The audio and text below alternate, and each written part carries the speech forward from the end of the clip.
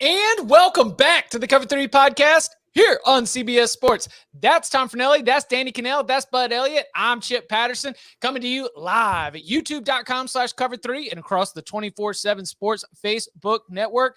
Thanks for hanging out. Go ahead and smash that like button. It helps grow the show. It helps let more people know about what we got going on here at Cover 3. What we have going on today is a continuation of the conversation that we had on Wednesday as we are putting together our preseason all-transfer team. The offense had robust debates and selections. We will review that team in a little bit. And because it is a Thursday, we, of course, are going to dive into the big old bag of mail. Got a couple goodies. Excited to get into that. Tom, you and I think were called out for not celebrating the U.S. men's national team enough. Today, you are wearing your kit from the strangest celebration ever when you lose 2-0, and yet you are so excited to have officially qualified for the World Cup. I guess it's good to see you making up for where we dropped the ball after the 0-0, because we didn't celebrate the 0-0 tie at Mexico enough. So now you're at least celebrating the 2-0 loss, which, because it wasn't a 9-0 loss, means the United States will be going to the World Cup. Yeah, I wasn't celebrating anything until they were in. I thought it was pretty naive just to think that the United States couldn't lose a soccer match 6-0 in a critical time, because as I tweeted yesterday, I says, wouldn't it be hilarious? Yeah, the wouldn't it be hilarious principle of losing to Costa Rica at home in San Jose. But Danny, what's our excitement level for the U.S. men's national team back in the World Cup for the first time since 2014? We got a lot of soccer pods on CBS, and I like when my stock does well. So my excitement is off the charts. I love it just as much as I love college basketball. Every 4 years, I get to have some fun with soccer fans in the U.S., and it is back, baby. I'll be back. The troll fingers will be active. We shall see. When the U.S. it is this year, or is it what? Yeah, it's like this fall. No, it's like this fall. Oh, this fall. I'm sure I'll be watching a lot. Yeah, that's what I'm saying. It's going to be happening during college football season, so I'm not going to be able to watch. Just more troll fodder for me when those. But it'll be interesting to see how the ratings go. I will watch though with the U.S. in it. I'll be interested because that was always my thing before. How can you guys watch that? We don't have a team to root for. Now that we do, let's go. I'll have my scarf. American Outlaws. Is that what we are? Yep. All right, let's go. See, I'm gonna have to redo my tweet deck columns because some of these folks are. You get some of these college football media that are too cool to actually say they like college football, but they love soccer. Not like Chip and Tom, who clearly actually like college football, but it's I just do this for my job. My real passion is soccer. And then they're gonna be tweeting wow, OMG, all throughout my newsbreakers timeline and my analyst timeline. So I'm gonna have to figure out how to all the different spellings of reactions to mute. American soccer Twitter is hilarious because a lot of the people that this is just a blanket statement, so don't be offended if you feel you're different, but I feel like most Americans who are quote unquote into soccer don't really understand soccer. So all you get are player names in all caps with lots of exclamation points anytime they score. And that's literally all you ever get. Nobody's oh, I love the way that they dropped back there and they made that little set piece of routines with that one pass to open up space. It's always woo, Pulisic, yeah, because they don't know anything else. All right, just throw us an olive branch, because I remember watching soccer at various times and I would complain about overtime, or I would say, PKs are great, which apparently aren't well liked in the soccer community. So I would complain about the sport, which is kind of what we do, right? Mm-hmm. And all of a sudden the soccer mafia comes after me oh, you don't know, stick to what you do. You don't know why don't you criticize your sport and stay away from ours? I'm I do. That's all we do is look at our sport and we try to fix it. That's all we do. That's what we do in this country. So the fact that I'm complaining about your sport is actually a good thing. It means people are watching. Don't be so sensitive and be our sport's perfect. It's not perfect. Nothing's perfect. Don't gatekeep. If people want to watch a sport, they don't have to know every single thing about it to enjoy it. Just let them watch it. Yes. But the smile on Danny Cannell's face when he gets that first flopping tweet going. Well, they don't do that in football. They don't fake injuries in football. I hear it's coming. Woo! Throwing an aerosol can on a campfire and let's see what happens. Hey, shout out to Alex in the chat. He says, expand the World Cup. We need more parity. That's right, Alex. That's right. We got to stop. I'm getting tired of Brazil and Germany winning it all the time. We need to put more teams in there. It's the only way Italy can get in.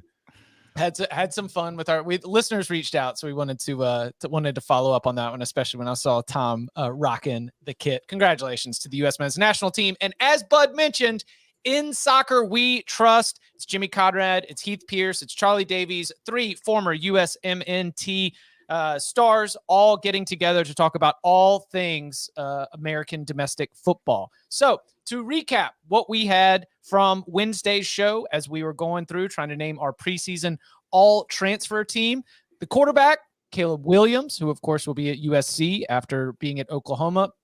For running back, running back one was not a debate. Jahmyr Gibbs, who will be at Alabama, and we expect him to be very productive in that offense. Our wide receivers were Jermaine Burton, also at Alabama, and Jaden Hazelwood, who went from Oklahoma to Arkansas. Our tight end, Austin Stogner, formerly of the Sooners, now will be with Shane Beamer, Spencer Rattler in South Carolina. At offensive tackle, we went with Kingsley Suamatea, who will be at BYU after playing at Oregon, and Tyler Steen, who has yet to commit to where he will be playing next. He was at Vanderbilt, former 3-star prospect with a 91 rating by the transfer committee. Interior offensive lineman, Victor Olawatimi, who will be at Michigan, played at Virginia. Osiris Torrance, who joined Billy Napier on the move from Louisiana to Florida. And then Tremont Shorts from East Tennessee State University, who is one of the many transfers in that LSU haul. I don't remember who he gave the flex to. I Zach know that. Evans? I know. Yeah, Bud and I voted for Zach Evans. Okay. So I'm cool with that at this point. Because we went upside. Mm-hmm. Right. You know, We were talking. We had that great locker room culture. Yeah, we've got the locker room culture to be able to get Zach Evans in line, so he's not going to miss time like the way he has in high school and so far at his time at TCU. So our flex position, we end up with 2 running backs, Jahmyr Gibbs and Zach Evans. All right, we will turn our attention now to the defensive side of the ball, and let's start with the edge rushers. A couple of options right here. One of them, Florida State, from Albany, Jared Verse. We've also got Sean Mathis, uncommitted, but coming out of TCU, and Landon Jackson, who is transferring within the SEC West from LSU to Arkansas. Who are some of the names? What's the one that we want to jump on first to make sure that we get on our all transfer team? And I'm, of course, hoping that our Knowles will be able to tell us what to expect from Jared Verse. So Jared Verse is not going to be as good immediately as Jermaine Johnson was for FSU this year, but Jermaine Johnson's also being mocked inside the top 10 right now in some of these NFL drafts. Tom's nodding his head. I know he does an NFL mock pretty frequently. To me, I would say the two are Mathis and Verse. Jackson is more of a long-term potential guy, but in yesterday's show, we did discuss how we're trying to build this team to be the best team in 2022. Verse has been good in practice so far. He's got a lot of speed relative to his size. I think he'll be a pretty productive player for them, just not quite as good as Jermaine Johnson was. And Mathis is a pretty proven guy as well. That's my picks.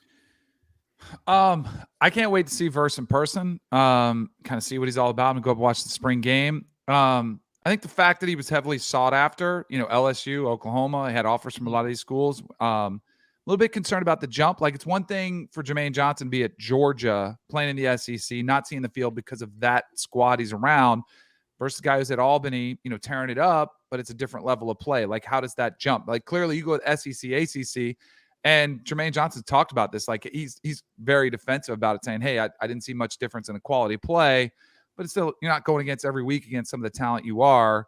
And I think Jermaine Johnson was able to take advantage of that. I'm also a little bit worried about the comparison to the expectation. Oh, this is FSU saying they found gold last year. They're going to find it again. Because I don't know if you are going to be able to live up to that top 10 expectation, but I do think you could still be an all ACC type performer. I think that's a reasonable expectation. So I'm a little bit cautious because of the jump, but the what you hear people saying about him, I think is really positive. And then I would see Mathis playing at TCU, having some success there, like a defensive coach leaving, seeing an opportunity. I really liked what I saw of him on tape too. So I would tend to agree with Bud here. Yeah, and like I don't think Mathis is a truly like incredibly high ceiling, but he's just been productive, and you kind of already know what you're going to get. So you're going to get a solid player there. So I definitely, one of my votes is for Mathis. I haven't seen Verse, so I can't really speak to that. Landon Jackson didn't play really except for on special teams at LSU last year. So my other nomination is going to be for Cameron Butler, who is transferring to Virginia from Miami of Ohio. And I saw a lot of him playing at Miami of Ohio. He was very productive for the Red Hawks last year. He had 8 sacks. He had 13 tackles for loss. And he was just one of those, like the one guy on their defensive line that kind of just wrecked plays. Like he was a one-man force. He blew some stuff up on his own. And I think that we got to see how that kind of translates moving to a Power 5. But at the MAC, he was a very productive player. And I think he's somebody that could be useful in that Virginia defense. So I'm going to give him my vote. So Mathis is in. We've got one edge one. Mathis is in. Verse against. What is the expectation of bringing in Randy Shannon from a coaching standpoint? Because Randy Shannon, from his connection with coaches all throughout the state, I obviously viewed that as something that was going to bring positive improvements, or the opportunities could be there for Florida State. But what is the book on him as somebody who's coming in as a linebackers coach and co-defensive coordinator?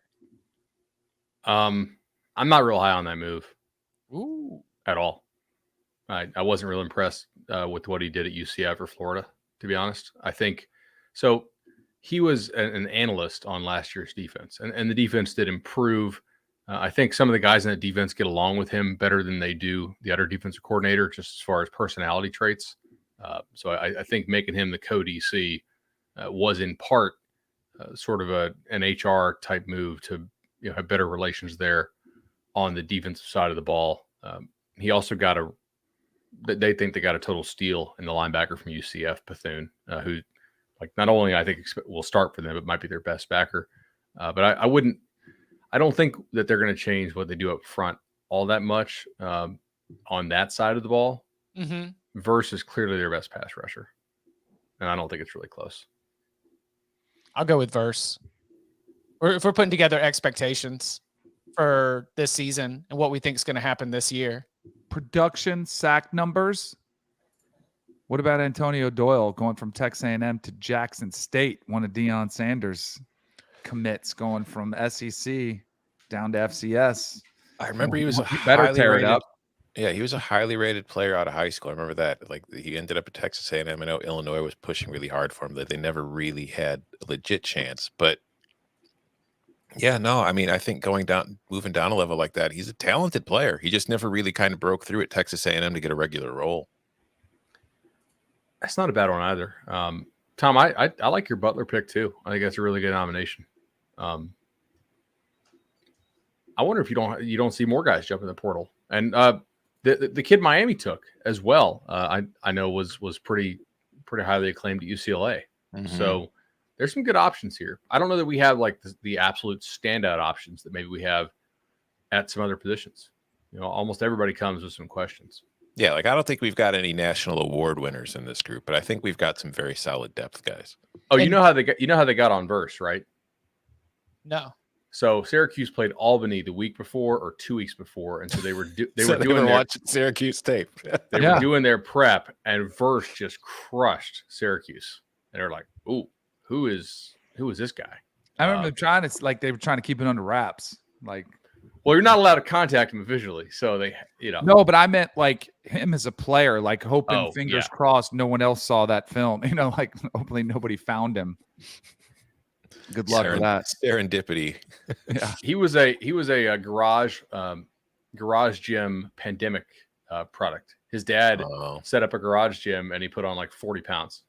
Wow. Just lifting every day. Because a lot of people put on 40 pounds. Yeah. Not in the garage, though. Come back as a sponsor. All right, we got to pick a second edge, though. Who's it going to be? First is fine. Okay. I got my honorary mention in. That's all I wanted to make sure of. Having seen him, but I like it. Yeah, I kind of feel like I'd be surprised if there are that many better transfer pass rushers than Verse. And again, the expectation should not be ACC Defensive Player of the Year. And not top 10 pick. No. Right. And not top 10 pick, because he was the best. He was incredible last year, Jermaine Johnson. All right. Interior defensive line. Ooh, this is where it gets fun. Mekhi Wingo, very good player who's transferring from Missouri to LSU. Again, when we talked about LSU's transfer class, he is one of the top 3, 4, 5 names that we mentioned in that group. He had 27 tackles, 2 tackles for loss last season at Missouri. He was a 94 rating by the 24/7 Sports Transfer Committee. Jackson Player, he will be at Baylor, coming from Tulsa. He got a 90 rating from the 24/7 Sports Transfer Committee. And Jeffrey Johnson, who shows up at Oklahoma from Tulane, a 90 rating from the 24/7 Sports Transfer Committee. He had 15 tackles for loss and 10 sacks across 42 games in his career at Tulane. So we got some experience from Jackson Player. We got some experience in Jeffrey Johnson. And then we've got 1 year of starting experience for Mekhi Wingo from his time at Missouri. Let's go 2. We want 4 down linemen on this team, right? Yeah. Okay. So and of course, if there's other names for interior defensive line that stand out to you, we are interested in that as well. Wingo for me. That's I think Wingo is probably going to be unanimous. Okay. So how do we fill out the other spot? I don't know. Jordan put this list together, right? Yeah. Jordan got the wrong Oklahoma transfer. I agree. I think Jonah is a stud. Jonah Laulu. Like, he was like, that's the kind of guy who from the interior at Hawaii. And again, it's the Mountain West, so you don't really know how it's going to transfer to the, playing at Oklahoma in the Big 12. But this is an interior defensive lineman who finished with 8 tackles for loss and 4 sacks last year. He's a disruptive force for that Hawaii defense. I think he's a player that should be on this list. Jonah Laulu. Mm-hmm. Okay.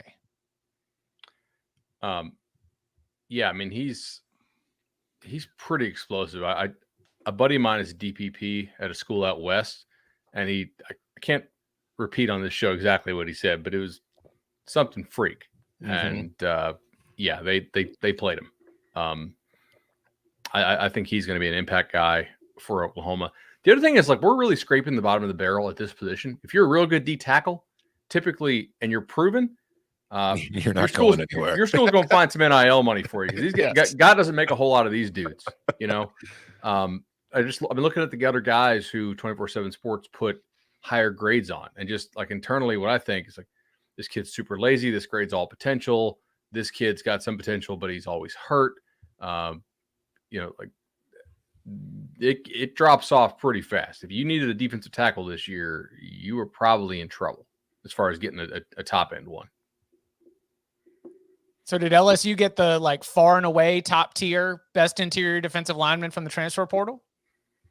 I think far and away, but he's I think he's probably the best.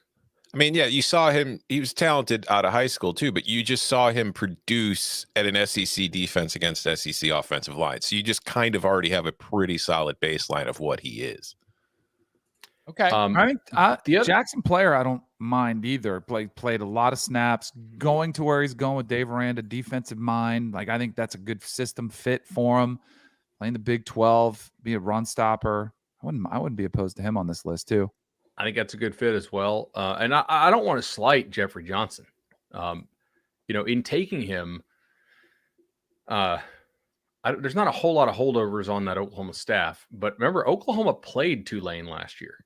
Mm-hmm. So they have film of him against their guys. That's a valuable data point. Also, stupid. Also, just based on his history at Clemson, I have confidence that Brent Venables knows what he wants in defensive linemen. Yeah. He took Todd Bates with him, right? Yeah. Mm-hmm. So yeah. I think they're both going to be good. I was just surprised Laulu didn't get on the list.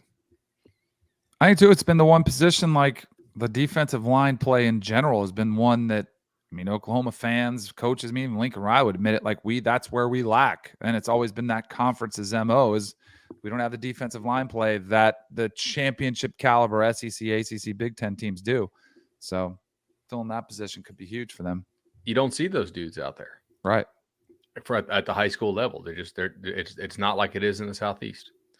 It's the same in the Midwest too, and that's why we'll talk about it off air. What? Why? I just don't want to. I don't want to be talking about it, or people might hear it. So we'll talk about it off air. And if you want to sponsor the Cover 3 podcast and pay a whole bunch of money, we'll put it on air.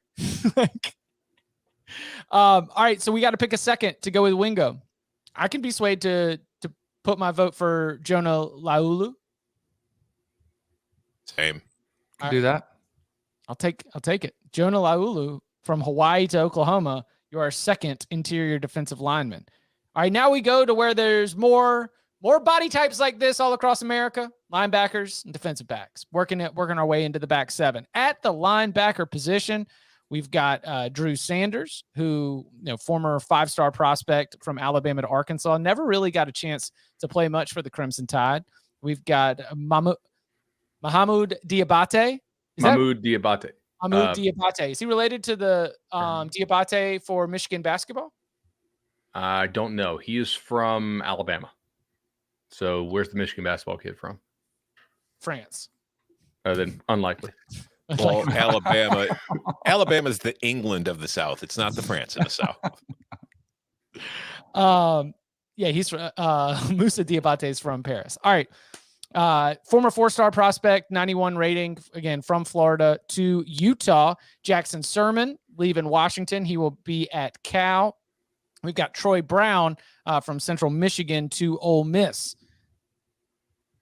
Drew Sanders is interesting to me because I always had his name on my board of players to watch, and I never feel like I really got a chance to watch him. I imagine that he's going to be able to see the field faster at Arkansas, but I'm not ready to throw him out as my linebacker number 1 quite yet. What do we know, or what do we think about some of these other names or other linebackers that are not mentioned in those of those 4 that I put together? I think there's a lot of good choices here. Maybe no amazing choices. Jackson Sermon is a pretty good player. He was all Pac-12, pretty smart guy. His son the son of Peter Sermon, and now he's going to play, for Justin Wilcox at Cal. I think he's going to be extremely productive and very good for them. So he would be the one that I think would most want to vote for. But there's a lot of good options here. Yeah, I think Troy Brown, I have concerns about him. I think that at Central Michigan, he was a very productive player, and I think that he's going to be a good guy that can come in there. But it's just, I wonder about his size holding up. He was listed, if I'm looking at his bio right now, he was listed at 6'2", 218. And if that's what they're listing him at, it's I just worry about that moving to Ole Miss. I think he can move well and he's going to be useful in that way, but going up against if SEC offensive linemen get on him, that might be a problem. His ability to shed blocks at that level. So that's going to be something to keep an eye on, but I do think he's a talented player and he was very productive for the Chippewas. So I would definitely give him a nod. I would ask Bud, he didn't play much at Alabama, obviously, but Drew Sanders, former 5-star, quickly after 1 year transferring to Arkansas. What's the deal there? So Drew Sanders was a multi-position kid in high school, kind of a total Swiss Army knife who's just a really freakish athlete. I would say that his 5-star rating out of high school was more of an upside rating rather than an instant impact rating. We don't issue 2 ratings, but obviously you need to factor in floor and ceiling. Very explosive guy. I think he would have had an impact at Alabama at some point had he stayed. We'll see how quickly they can get him into that Arkansas defense. One thing with Barry Odom, their Arkansas's DC, they're one of the most humble defenses in the country. We've talked about this. Blitz? No. We'll sit back. We'll play red zone roulette. We'll try to win that game. We're confident that Kendall, and the offense can score enough points. We don't want to give up the explosive play. I'm interested to see how they fit him in there. And it's hard to go wrong here. There's a lot of pretty solid choices. But he's not to me, he's maybe not an instant impact guy. Mm-hmm. But it wouldn't surprise me to see him break out of Arkansas either. Did Alabama ever think about moving him to offense? When he showed up, or was he always going to be a linebacker? Not that I recall. Because we had a Drew Sanders and a Trey Sanders, right? Trey Sanders is from Port St. He's a running Joe, back. which is up in the panhandle of Florida, and played for IMG. Yeah. Yeah. Is Trey still there? Does he have 1 year left? He ain't starting over Jahmyr Gibbs. No, that's true. that's my prediction. And the funny thing about Arkansas was I remember last season spending time here on this podcast on CBS Sports HQ discussing, the way that Arkansas defense was able to cause so many problems for Texas, the way that was able to propel the Razorbacks out into that very, very strong start that also included a win against Texas A&M. And then it was like Ole Miss put up 52 on them. And, and then you start to like go down the list and you're like, oh, okay, well, it's still a very good defense, but it is not an unbeatable defense. Alabama puts up 42 on them. Very good offenses that we're talking about right now. But I feel like I went too hard on it last year. But I agree with you in general with the principle that for somebody who's very athletic, playing the linebacker position, there's probably lots of different ways that he can have an impact. We'll go ahead. I was going to say, here's another. Terrence Lewis, he was a 5-star in the composite, went to Maryland, didn't play last year, has transferred to UCF. Talent-wise, maybe at a second, going to UCF where he maybe feels like he can get on the field. If he does get on the field, I would just say based on his rating out of high school, and he's from the Florida area, so but I'll defer to you, see if you saw him at camp. Bud already told us. It's all off-field all stuff. the ice water. Okay. That's right. I'm If, sorry. if he keeps it together and stays on field, then he'll be the best one. I forgot we talked about him. Yep. All right, cool. Yeah. Let's see if I'm not going to do a Bud impression, but I think that I can remember it's like, in terms of physical traits, absolutely. But, and he just shrugged at the camera. Yeah, physically, sure. But, I'm not going to. A name to keep an eye on. Okay, so we've got a couple. Jacoby Windman as well. Yeah. Like not to keep throwing names in here and make the show go forever, but that's a nice pull for Michigan State out of UNLV. Like that guy tackled everything for the Rebels last year. Tyron Hopper. Yeah, from Florida to Missouri. It's another one that is being mentioned by the chat. Thanks. And God knows Missouri could use somebody who can tackle. Yeah. I will say, like, Florida did not love its linebackers last year. Like, just from the vibe I got from the previous staff. So I don't know, maybe it was on the previous staff. Maybe Hopper will kill it there. He's been very productive. I don't know. I don't know who to pick, guys. I'll throw Sanders and Sermon in as my first two that I'd like to bring into the barn. I would say Sermon too. I like 3-year starter, 3-year producer at Washington, son of a coach, son of a player, like all that, and then going back to play for his dad. And there's something about it. Like if you were going there straight out of high school, I think there's a little bit of a side eye, like, oh, great, here comes the coach's kid. But if you've already played elsewhere and had a lot of production, I don't think you have to fight that battle anywhere near as much. So I like that aspect to it. And our beef with Washington wasn't the defense. Right. Their defense was good. Yeah. Yeah. And then, you lose the coach. It's kind of it sounds like that. The environment was not great for anybody there under Jimmy Lake. There's been coaching turnover. So I kind of like that aspect of it. Do you think there's any chance that Drew Sanders could have been a guy kind of like a Jermaine Johnson, like, hey, crowded, talented defense, I'm going to go somewhere else and thrive. So that would kind of be my lean there. Just because you can't get it done at Bama doesn't mean you can get it done somewhere else. Yeah, I could buy that. Yeah, I'm good with Sanders and Sermon, and then maybe just keep an eye on Hopper because he can tackle. Mizzou needs that. Troy Brown, I think, moves really well, so we'll see how he handles it. And then I also think Diabate, if he's filling like the Devin Lloyd role at Utah, he's gonna put up numbers. I think he's more of like a pass rusher type. Yeah. Yeah, just like the frame, the ability to rush off the edge. I think he'll get some nice pass pressure for those guys. All right, so we need a third. Bud, where I thought we were going 2 backers and 5 DBs. 2 backers. Oh, so we're good. Sanders and Sermon. Mm-hmm. Yeah. All right. Need a nickel, Chip. Come on. This is a modern team here on the all transfer team. So we got Jackson Sermon and Drew Sanders as our 2 selections for linebacker. Coming up on the other side, we turn our attention to the defensive backfield. Who are the best transfers at the defensive back positions, cornerback, safety, and nickel, and a couple of the questions from the big old bag of mail. Next. Paramount Mountain, the place where entertainment lives. Home to bumblebees, hounds, and birdies. Giant hippos and flying jackasses. Let her rip, Tater Chip. Yep, this mountain's full of surprises. In fact, I'm not even Tim McGraw. Soy Dora! Later, muchachos!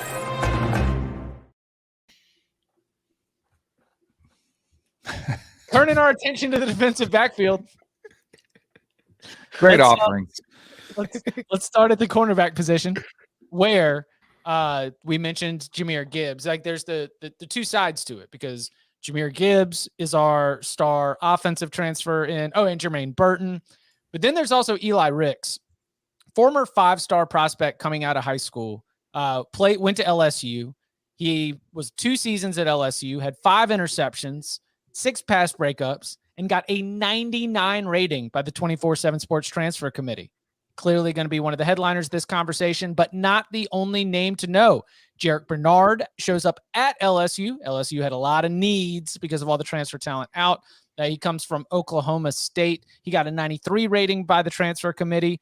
Dwight McGothern leaves LSU, arrives at Mississippi State, got a 91 rating from the 24/7 Sports Transfer Committee. 2 seasons, 12 games at LSU. And Jay Shaw leaves UCLA, arrives at Wisconsin, former 3-star prospect with a 92 rating by the 24/7 Sports Transfer Committee. He's appeared in 31 games across 4 seasons for UCLA. Jarek Bernard, also a 4-year player, 49 games at Oklahoma State. So this is a nice collection of high-end talent and also some real experience here. Where do we want to start throwing our weight behind for the debating process? I mean, Don't you think there's one easy one? yes. Yeah. That's right. We're not putting Eli Ricks on the team. That's easy. I mean, Bud, like, is the expectation? What did Chris Hummer Eli tell us in that episode? Ohio State didn't take Eli Ricks because their guys on their team knew how good he was, and they would have transferred out. The dudes at Ohio State know that he's better than them. Eli Ricks is on the team. Like, he's a stud. Is he going to be like an All-American? Yeah, he might be. Yeah, I think he should be. Like, talent-wise, he'll probably be a preseason All-American. Yeah. Well, I was going to say, out of all these, including the quarterbacks, is he the safest pick? I think Jahmyr Gibbs is, just because running backs are so far easier to predict. But I would say definitely on the defensive side of the ball. Yeah. Yeah, I think so. There may be a safety who's pretty, like, I'd be shocked if he's a bust. Yeah, I think Ricks is the easy choice. Just the length and the fluidity and the top end are very hard to come by. And I think he will start for Alabama. And yeah. Like, you can trust him on an island. He's going to sit out there and do everything that Pete Golding and Nick Saban want him to be able to do within the scheme of that offense. Just shut down and be athletically ready for every single wide receiver that is going to be out there. We don't give out a whole lot of 99s, recruit ranking wise, and he got one. All right, so who gets the other spot? I'm confused because on our sheet from Jordan, he's listed as a safety, but on 24/7, he's listed as a corner. Is Tanner McAllister more of kind of like a hybrid, or where's he going to be playing at Ohio State? Because it depends on his position of whether I'm going to nominate him, because he's going to be one of them for me. Yeah, I'm going to nominate him too. Jordan put him on the sheet as safety. Is he expected to play safety for Ohio State now? I don't know. I felt like at Oklahoma State he was kind of in between, but I just think that he's a very talented player. And then obviously, like we talked about it yesterday with some of these transfers, he was at Oklahoma State. Jim Knowles leaves Oklahoma State to become the defensive coordinator at Ohio State. And the biggest problem that Ohio State had last year was in the secondary. And what's one of the first things Knowles does? He brings McAllister, one of his defensive backs from Oklahoma State, to Ohio State, which it's obviously he's familiar with the defense. So having a guy in the locker room who can help explain it to his teammates when he's not there is a huge thing to have. But also he's clearly very high on him as knowing his role in the defense and his ability to perform that role in the defense. So I think that McAllister, for me, I'm going to count him as a corner. Maybe he's an in-the-box safety. Maybe. Can I suggest something? Sure. Can he be our nickel? Let's split the baby and make him our nickel? Yeah, that's fine. All right. If he's got the ability to do both, that could I be like cool. that too. Yeah, David in the chat, I'm sure he's a Cowboys fan, mentions he was a hybrid guy at Oklahoma State. So Tanner takes over our nickel spot, which leaves still a cornerback spot available. I'm biased here. Like, let's hear it. McGovern? Dwight McGlothern is just an awesome kid, man. Like, just he's a cool kid to talk to. Most times, like, I'm talking to a high school kid. Like, Dwight is legitimately funny. I think he's a pretty good player, and he's cool. So I don't know if we're gonna pick him, but shout out Dwight. He's a guy I always enjoyed covering. You know, didn't take himself too seriously. Pretty good athlete, obviously. Like, if you're that long and you pick between A&M and LSU, you got some juice to you. But I want to hear what you guys think on the other ones. I think Jay Shaw's good. He had 3 picks last year for UCLA. He's a good cover guy. I think that I feel like Wisconsin, when you look at what they've done at the cornerback position over the years, it's like they very rarely have like a stellar, like top guy that's going to go to the NFL, be a first round or second round pick, but they generally have pretty solid corners and they have guys that work really well in the defense. So obviously what they saw from Jay Shaw on tape, once he entered the portal, they feel like that's going to be a good fit. So if they're going after him, because they do need to replenish that spot, I do expect he'll be productive. I don't know if he's the most talented of these guys though. I do want to throw out one other guy, by the way. Tommy Hill from here in Orlando. It was one of those pandemic, like lost season evals who signed with Arizona State. I thought Arizona State did a nice job on him. He was mainly a receiver in high school, and then he played some corner. I liked him a lot as a corner, and he's since transferred to Nebraska. So I don't know if he's going to be an instant impact guy for them this year, but if you guys are Huskers fans listening, I thought that was a really nice get for you. What about Bernard? He's not bad either. Because Bernard's going to start, right? First team All Big 12. I mean, I feel like he's coming in to take Rick's place for the most That's part. what I was thinking. I was like, there's nothing but PT down there in Baton Rouge. Oklahoma State's defense was good last year. I don't think there's any, like, I think if you look at the tea leaves, like they just missed out on the Big 12 championship, an inch short. Probably looking at like you want to go play for a chance for a national championship. And reading the tea leaves of college football, you're probably and just going maybe getting better offers and those types of things. So I think that's why the SEC keeps getting stronger. Big Ten keeps getting stronger. You're taking some of the best players from these programs that are just behind. I tend to lean to the guys that played well at that level because it's not any shame in that either. Yeah, and all these guys are going to good situations, I think. Yeah. There's no shortage of options here. This is like, it's kind of different than like, it's like when we talked about the edge, I feel like there's a lot more reverse depth at corner. I will say Jay Shaw started every game for 4 years in a row. Yeah. Like he's a productive, like if you do that and you were a 2017 recruit, why haven't you gone to the league yet? That's what I'm saying. Is the upside limited? He's not like going to be a guy that's going to be like maybe he gets all conference because he puts up the numbers and like let's be real, when most people vote for that stuff, they just look how many interceptions did you have. Okay, this guy's second, so I'm going to put him on my team. But I think that he's a very solid prospect in that he's not going to hurt you at all. Like you could throw him out there, put him in zone, put him in man, and you're going to be comfortable with it. You're not going to worry about him. Like he's not going to be perfect, but he's not going to be actively hurting you like some guys do.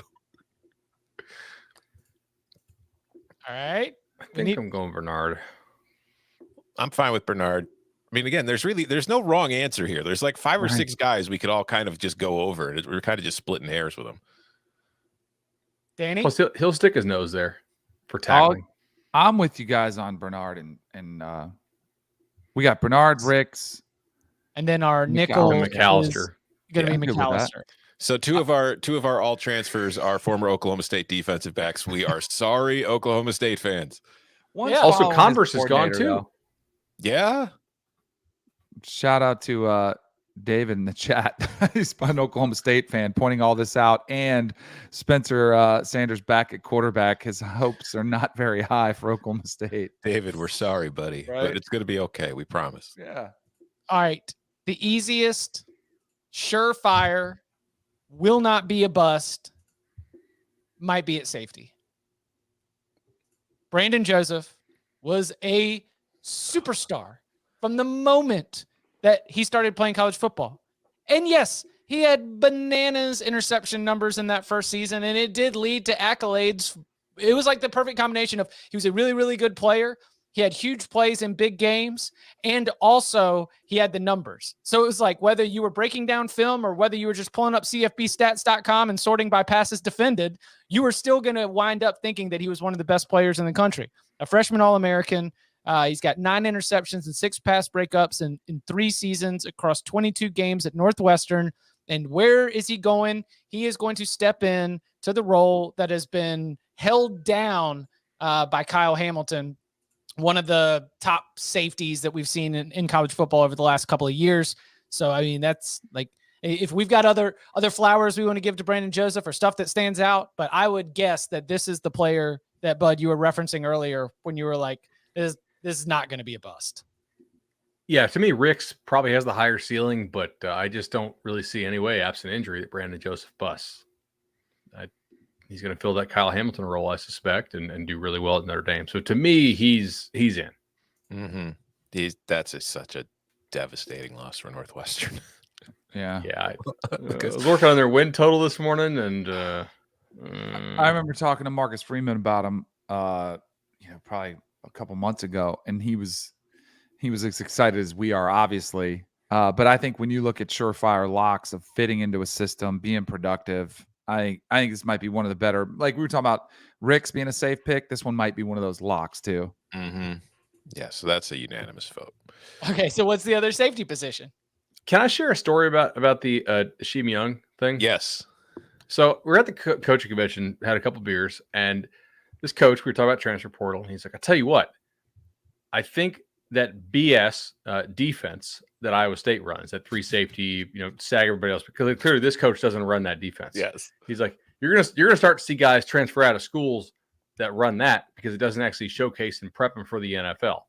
Which, again, coach over a couple beers, whatever, they're letting loose.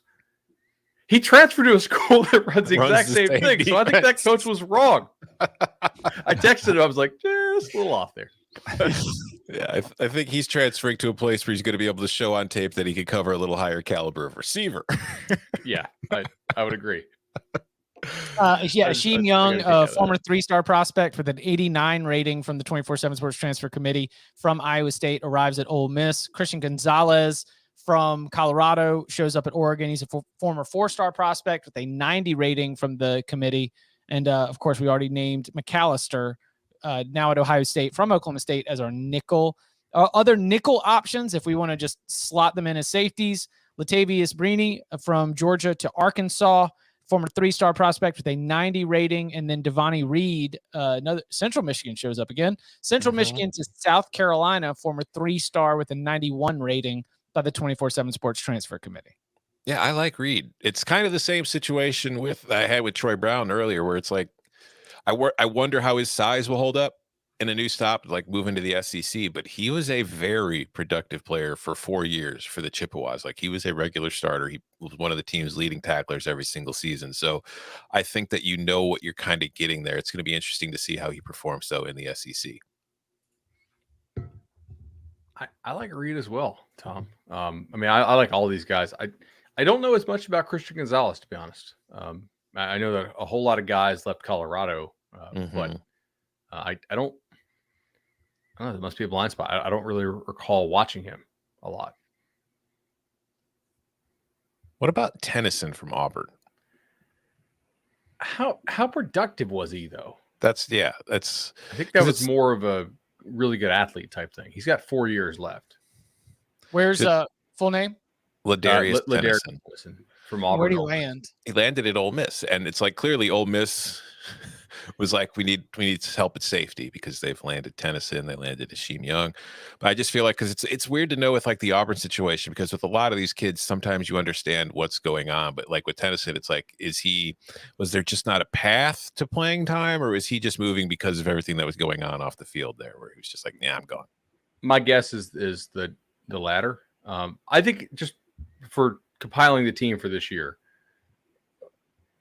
Sheem Young is going to start over Ladarius Tennyson, right? Yeah. So, like, if we're going to pick an Ole Miss safety, I think you have to go Young. I'll go Young. Bring that 5-star culture into Oxford. I mean, everybody you see a Matt Campbell coached guy, I think that could be a real good influence. I think I could use a little bit of that in Oxford. So I'm gonna go Hasheem Long. He gets my vote. I'm gonna go with Devontae Reed because of that South Carolina hype video. But We already. I think South Carolina's done a good job in the transfer portal. We didn't pick a whole lot of their guys here because I think they have a lot of dudes who are second or third or fourth best maybe in the portal. So I'm gonna go Reed here. so I think that's a good get. We two need a for tiebreaker. Reed, 2 for Reed, 1 for Young. Can the chat? Or wait, on, Young. who did Chip vote for? Sorry.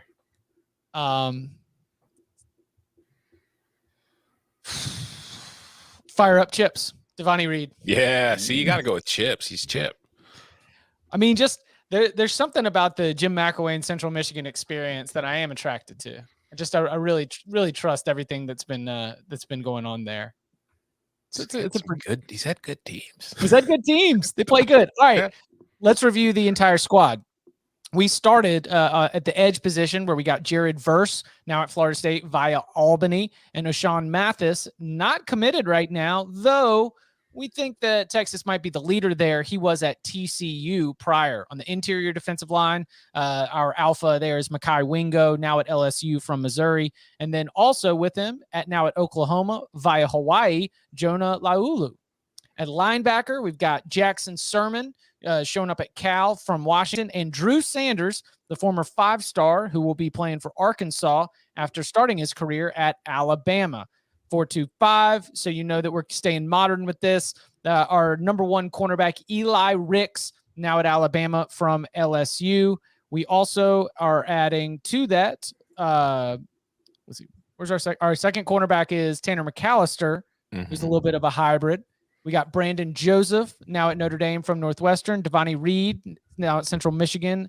Now at South Carolina from Central Michigan. That's 1, 2, 3, 4. Who's our 5th? Did we forget Jarek Bernard. Jarek Bernard, yeah. Jarek Bernard, now at LSU via Oklahoma State. So Ricks, Bernard, Reed, Joseph, and McAllister. That is our 5-player defensive backfield. I think we're going to a bowl game. Oh, yeah. How many games does this team win? I think we might have players opt out of the bowl game because they're going to be so good. They're not going to want to play. Is there any conference this team doesn't win? Well, we're not winning the SEC. I mean, we're not winning the Big Ten. I don't think we're beating Ohio State with this squad. I don't know if we're beating Clemson. I mean, I think offensively we could do some damage. I don't know if we've got enough up front on the defensive line to really. Yeah, I think defensive line is clearly a negative. Mm-hmm. Who's the surprising team on here? I think I've seen a lot of Arkansas names on our list of either actual guys that made it or transfers, and they're not quite as high because they don't have the big name quarterback transfer. But Arkansas, Ole Miss, LSU are all pretty prevalent. Like Ole Miss and LSU are like the transfer portal king and Lane Kiffin, and LSU is the number 1 rated class. Like those to me, like obvious, but Arkansas just seems to be kind of flying under the radars. Sam Pittman might be building something. Yes, he is building something. He's building a massive slobbering hog statue outside his house, looking over the water with red lights underneath it. That's what he's building. Incredible. Wouldn't we all though? Yes. All right, this one was a pretty good question before we get out of here. It's going to be a little game.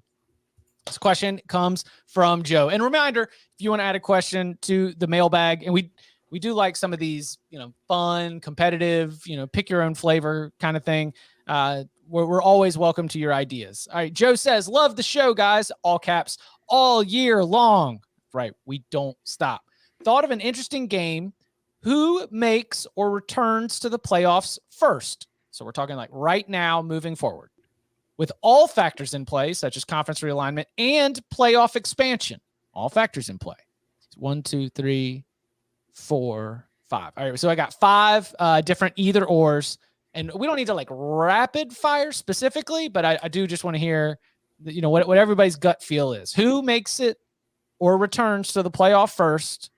Number 1, Texas or Texas A&M? A&M. A&M. Isn't that kind of easy? Texas. Wow. Path. And we're going expansion too? Well, yeah. What is the crux of the question here? When does Oklahoma and Texas go Yeah, to that's the a race. SEC? Yeah. The longer they hold out, the greater the odds are for Texas because the Big 12 in its current form is a much more winnable league. Yeah, but it's been that way forever. Texas is That's not true. gotten there. Yes. But neither has A&M. There's A&M. Yeah, but A&M was at least close. They were two seasons ago. Ask them, they think like got hosed. Yeah. Like Texas, when has Texas been close to a playoff berth? And Don't you're you think only it's getting better one they from the- didn't go in some ways? Like that Yes. team would have got smacked. Yes.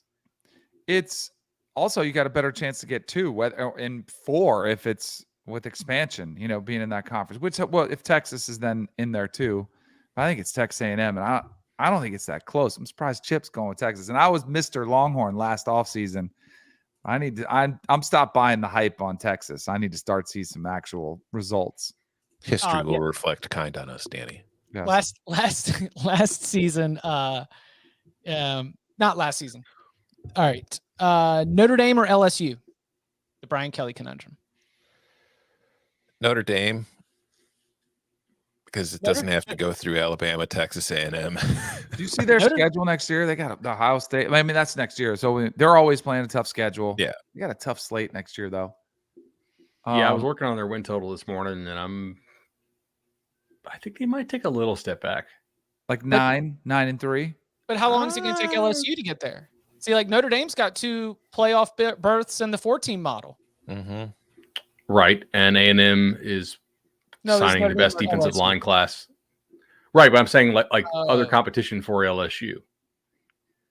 That's why I lean feel Notre like- Dame. Notre yeah. Dame too. They don't have to play a conference championship game. Yeah, and like they play a difficult schedule every year, but every year there's only like 1 or 2 at most like behemoth opponents, whereas the rest they're usually going to be favored by a decent amount against. So I feel like if you're LSU, there's more than that games where you're not going to be favored every single This season. year it's Ohio State, USC on the road, Clemson, and then I think they have to go to Chapel Hill, which is like, Yeah. is that a tough game for them? We don't know yet. It might be, but it might be a 3-touchdown win too.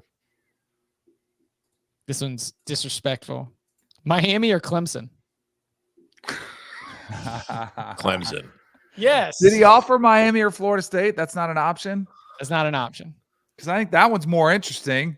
Far That's more Miami. interesting. Miami. It's Miami. Whoa. Unless you think Florida State's recruiting is going to turn around in a major way.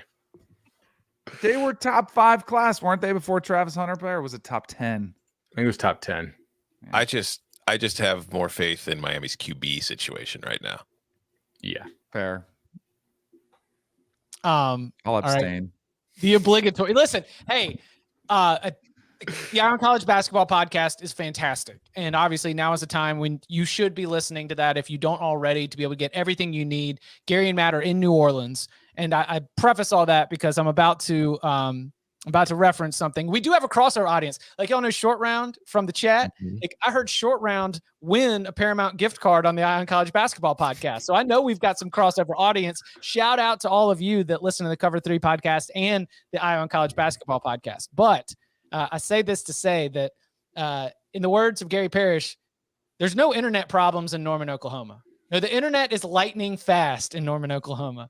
We have found ourselves to be the recipients of all the good internet that is working very, very well in Norman, Oklahoma.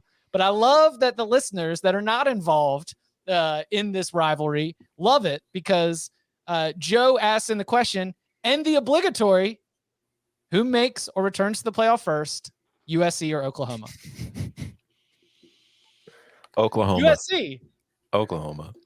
I think Oklahoma can get back to the playoff this year because The Big 12's open. yeah, I think they're the favorite in the Big 12. I don't know if I would USC is the favorite in the Pac-12 yet. I would like that for Brent Venables, like just you could see the way that story bubbles up and is a fun one to tell about him, going back to Oklahoma, the blessing of Bob Stoops, like healing the pain for a fan base and leading them to a Big 12 title that they did not win last year, didn't even get a chance to play for. It would be a cool story to tell, but in my either or vote, I'll go USC.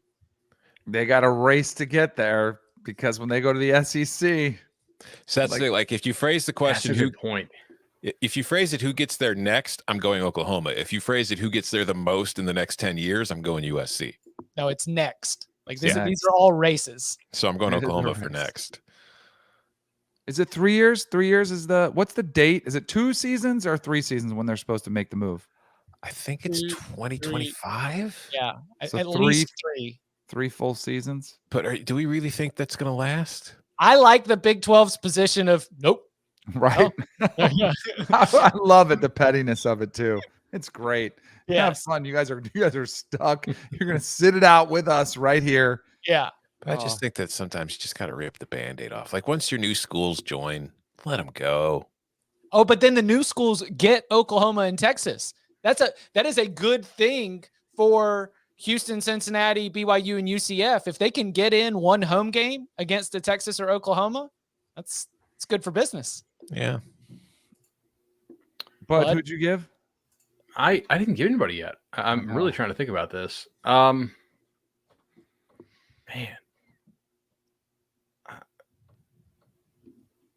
I'm gonna go USC. Okay. And finally, Tennessee or Ole Miss. So we got to game Tennessee. this way into the future. We're assuming none of these teams are making it until they expand the playoff, right? Correct. That is my working assumption. I'll say gonna- Tennessee because they play in the East. I'll say Tennessee because they're doing a really good job Yeah. of buying good talent right now. So I'll go Not Tennessee. easy. I'm going to go Ole Miss. Ooh, My concern is I think that once they expand, if like Lane keeps putting together 10-win seasons, he's going to get an at-large. Oh, so you think Lane's sticking around for But the long haul? that's the wild card. It's like, does Lane take another job before then? I think. do you think he can get hired somewhere else? I think if he keeps winning 10 games a year at Ole Miss, yeah. Okay.